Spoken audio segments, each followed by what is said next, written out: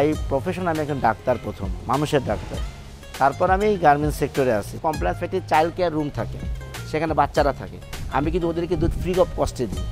আর মহিলারা যারা আমাদের মেনোপজের উপরে চলে গেছে তাদেরকে আমি 50% সাবসিডিতে দুধ দিয়ে থাকি। অর্গানিক উপায়ে যাতে বড় হতে পারে এবং অর্গানিক উপায়ে যেন আমরা মাংস আমাদের কাস্টমারকে দিতে পারি, সেই উদ্দেশ্যে আমাদের খামারটা করা। সাইন্টিফিক্যালি যেটা দরকার খাবার, সেটা আমি মেনটেন করি।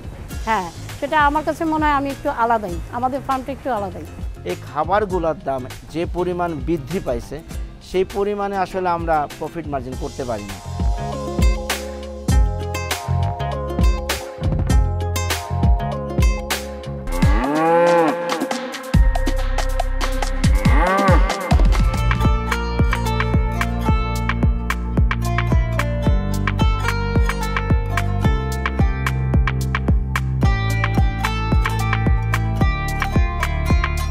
আমরা যখনই গ্রামে যেতাম, আমরা 3 ভাই, তখনই আমরা গরু নিয়ে খেলাধুলা করতে বেশি পছন্দ করতাম। আর প্রতিটা কোরবানিতে হাটে আমরা যখন থেকে হাট শুরু হইতো, তখন থেকে আমরা হাটে যেয়ে বসে থাকতাম সুন্দর সুন্দর গরু দেখার জন্য। পরে চিন্তা করা হলো যে এত সুন্দর একটা জায়গা আমাদের এখানে আছে, তো কেন আমরা নিজেরা কেন ফার্ম করব না? আর আমরা যদি ফার্ম করি, আমাদের মতো অর্গানিক ফার্ম তো কেউ করতে পারবে না, কারণ আমরা শখের বশে করা। শখের বশে তো আর কোনো প্রফিট লসটা ওইভাবে দেখা হয় না। তারপরও একটা ফার্ম যখন বড় হয়ে যায় তখন প্রফিট লসের কথা চলেই আসে। বাট আমি চেষ্টা করছি আমার ফার্মের গরুগুলার অর্গানিক উপায়ে যাতে বড় হতে পারে এবং অর্গানিক উপায়ে যেন আমরা মাংস আমাদের কাস্টমারকে দিতে পারি, সেই উদ্দেশ্যে আমাদের খামারটা করা।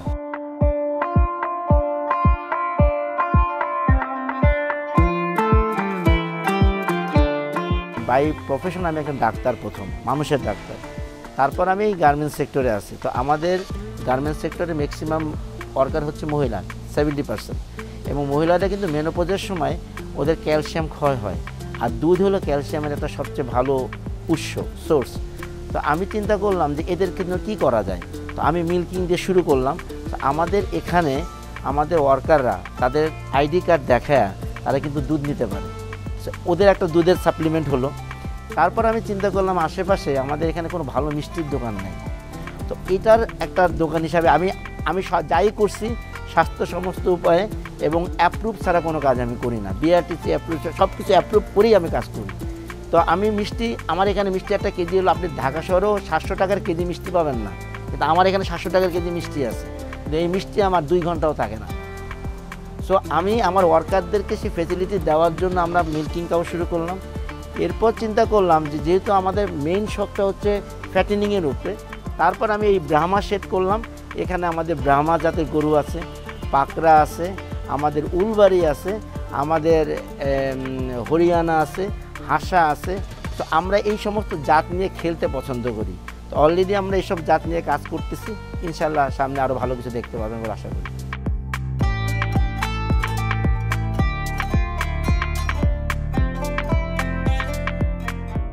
এই শেডে যে গরুগুলো আছে সেগুলো হচ্ছে এক্সক্লুসিভ গরু। এটা যদি কোনো কাস্টমার আসে তারা নেবে, বাট আমরা টার্গেট করছি মিড ক্লাস ফ্যামিলিদেরকে জন্য। সো ওদের জন্য আমাদের গরুর রেঞ্জ হচ্ছে পার কেজি আমরা ওয়েট করতে দিচ্ছি 500 টাকা করে। সেই গরু অলরেডি সেল হয়ে গেছে। আর তার চেয়ে যদি একটু বড় হয় সেটা 600 টাকা করে কেজি দিচ্ছি আমরা। আর এগুলো আসলে সৌন্দর্যের উপর ভিত্তি করে গরুর দাম হবে।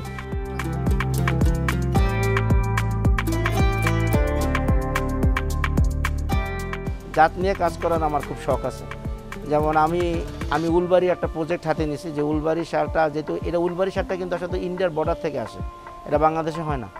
তো আমি উলবাড়ি একটা জাতটাকে আমি চেষ্টা করব এখানে ডেভেলপ করার। এটা একটা ক্রস ব্রাহ্মা তো আছেই, এটা তো সবাই করতেছে।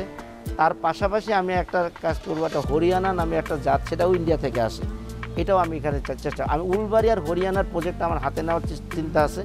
তো আমি কতগুলা গাভী কিনেছি শাহিওয়াল টাইপের, তো ওর সাথে আমি ক্রস করানোর ব্যবস্থা করতেছি। অলরেডি আমরা প্রজেক্ট হাতে আছে।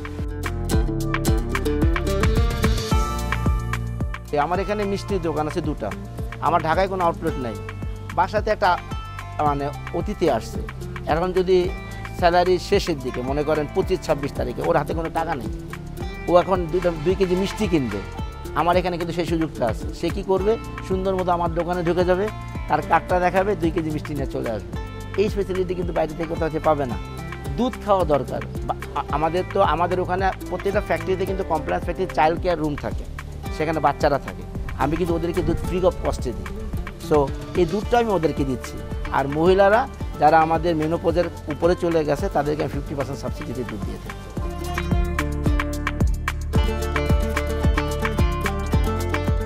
প্রথম থেকেই তো আমি অ্যানিমেলের লেখাপড়া, আমার অ্যানিমেলের প্রতি একটা ভালোবাসা এবং হচ্ছে ঝোঁক রয়েই গেছে। আবার যদিও চাকরি করতে আসছি হলো HR ম্যানেজার, তো সেটা আমি আর হচ্ছে লোকটা সামলাতে পারি নাই, আমি এটাতে জয়েন করছি। সাথে সাথে এই গরুর যে প্রতিপালন ভালোবাসা, সেটার জন্যই আমি এখানে ইনভলভ হয়েছি। ইন্ডিয়ান গির আছে, ইন্ডিয়ান হাসা আছে, তারপর কাঙ্কারাজ আছে, ফ্ল্যাগবি আছে। আপনার ব্রাহ্মা গরু তো জানেই সবাই, ব্রাহ্মার পরপরই হচ্ছে আমাদের হচ্ছে এখন মাংসের জন্য ফ্ল্যাগবি, সেটা আছে। এছাড়া হচ্ছে আমাদের উলবাড়িয়া কিছু সাইয়াল আছে। তার সহযোগিতা আমি ডিপ্লোমা ভেটেরিনারি করে ফেলছি।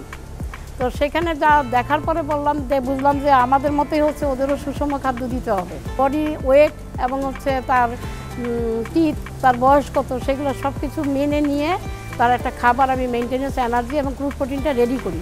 রেডি করার পরে হচ্ছে আমার যে মানে লোকাল যে খাবারগুলো আছে, সেই খাবারগুলোকে আমরা হচ্ছে সেই এনার্জি ভিত্তিক বা প্রোটিন অনুযায়ী আমরা সেই খাবারটাকে আমরা সেইভাবে রেডি করে প্রত্যেক গরুকে আমরা খাবার দিই। সাইন্টিফিক্যালি যেটা দরকার খাবার, সেটা আমি মেনটেন করি।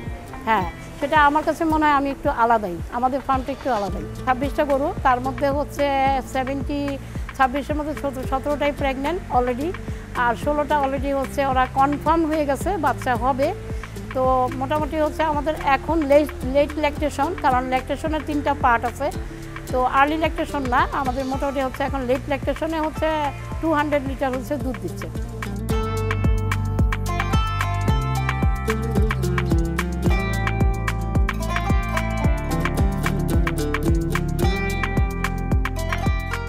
আলহামদুলিল্লাহ, এবার আমাদের ম্যাক্সিমাম গরুই সোল্ড আউট এবং আমরা এটা হোম ডেলিভারির ব্যবস্থা করতেছি। ঢাকার মধ্যে যারা আছে এটা ফ্রি অফ কস্টে আমরা হোম ডেলিভারি করতেছি। আর ঢাকার বাইরে যদি কেউ গরু নিতে চায় তাহলে সেই ক্ষেত্রে আমরা কিছু কস্ট তাদের কাছ থেকে চার্জ করব। কেজি প্রতি 500 করে আমরা সেল করেছি। যে বড় যে গরুগুলো ওগুলো 600 থেকে 700 টাকা কেজি করে আমরা সেল করছি। আর এই রেঞ্জে যে গরুগুলো আছে ওগুলো অ্যাকচুয়ালি শখের বশত, তো সো এটা ওরকম কোনো ফিক্স কোনো কেজি ধরে না, এটা একটু ঠিকা ধরে।